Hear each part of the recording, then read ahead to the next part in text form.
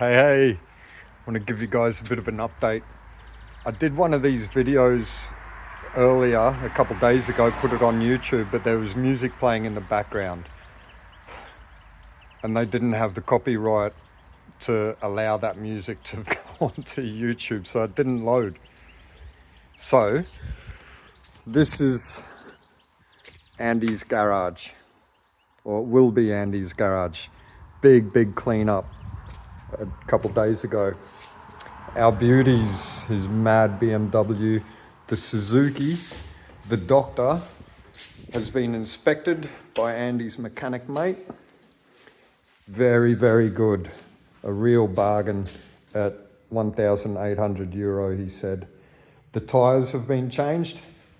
I took the semi-dirt tyres off and put the road tyres on for through Europe. A lot of this is the gear that I'm going to take. Panniers are still off, or saddlebags, so that's ready to go. Check it, we've got Chillville. Fireplace, we were sitting down there watching TV. There's our TV, best TV in the world. Proper meditation. Tools over there against the wall. So this is a really nice spot. And he's going to finish all the work here, and then, yeah, Andy's garage, legit. He's going to open it up to motorbike mechanics, and guys just come in here and chill and work on their bikes and do that. I'll show you how far we've got through here now. Kind of not much has happened here. Just gonna prep these walls for painting and all that. I think you might have seen that the wall was completely rendered. Now the floor, the last thing that we did in here was the bed. Just need to do that last little bed in there. I think the tiler's going to do that, but this is all done in here now. It's all up to the tiler. So that's really good. Now, I'll share with you what's been going on. I'll see if I can turn the camera around. No, I can't. So it's Tuesday today. Yesterday, I started my final visa applications to get all the way home. No problems at all through Europe. The majority of the stand countries, no problems at all. Pay a few US dollars and I've got 30 days. So that's all good, all good. However, the world, or a lot of the world, has been wrapped up really tightly with red tape. And it's largely and partly thanks to the Americans destroying the Middle East. So I can get as far as Kazakhstan or Uzbekistan, and then it's the border with China. I can get through China with a 30-day visa. However, I am not allowed to ride through China by myself. I have to go with a group, a Chinese government officially recognized group, and pretty much be escorted through China with an itinerary, fully planned, everything like that. Cameras on you, know where you are 100% of the time. I'm like, okay, I can do this. I don't mind. I'll play ball. But then I found out how much this will cost. Minimum 3,000 US dollars. Minimum. The bike's not worth that. China's not worth that. So no, that's no good. So I thought, okay, China's completely out of the question. How else can I do it? In between, I think it's Uzbekistan and Pakistan, there's a little sliver of Afghanistan that cuts those two separately, and then the Chinese border. 230 kilometers this distance is of Afghanistan, but the pass is closed.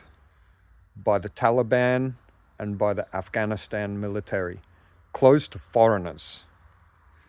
I'm not allowed. It's just out of the question, 100% out of the question. And so I'm like, okay, shit, how do I get around that? And the only way for me to get around that is to go from the Uzbekistan border into China and just do this little loop back into Pakistan. But again, into China, I would have to be escorted. I'd have to join this group. And I'm like, well, it's just a tiny little thing there. It might work. Thousands of US dollars. Again, like, oh man. And I've been working with ChatGPT. I got frustrated yesterday. So I was like, okay, well, how about if I put the bike on a truck and the local can drive it through this Afghanistan pass that I'm not allowed to go on at all, and then I fly over or train or whatever, I get into Pakistan, pick the bike up there and carry on. Thousands of dollars. So that's out of the question. So now I'm backtailing even further. I'm like, okay, well, I know Iran is kind of dicey at the moment, but, what about that? Can I ride through Iran?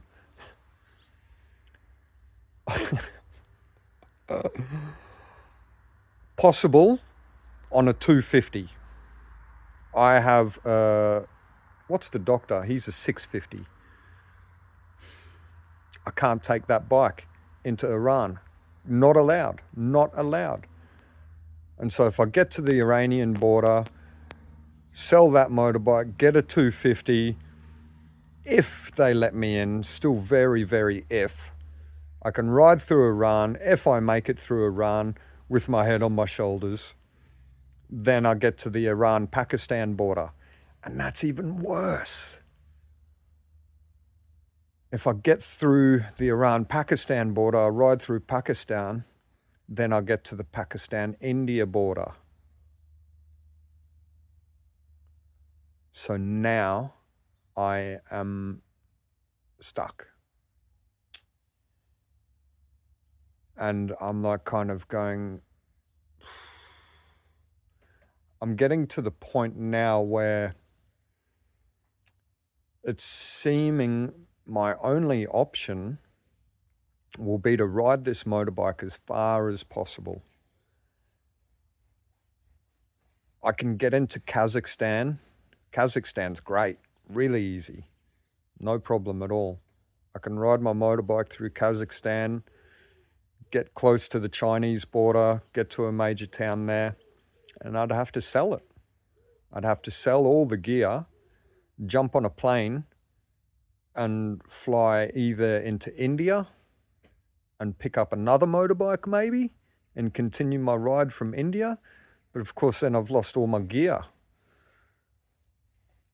Or fly into Southeast Asia, pick up another motorbike.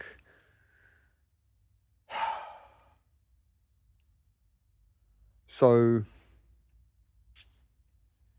this is the point of red tape. And if you know me, you know I hate bureaucracy. I hate politics. This is what's wrong with the world. All this red tape and bureaucracy and rubbish that is just stopping me from riding a motorbike on a road through a country home. I can't believe it. This is like super, super frustrating. But it is what it is, and I'll just find a way through or around or over. So yeah, it's sad.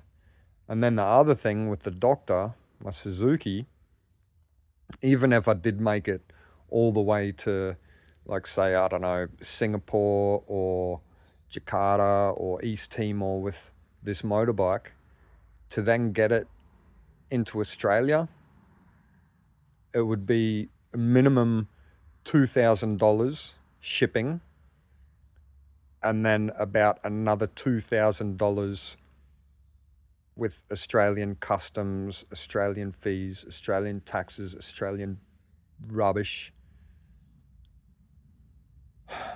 And the bike's not worth that.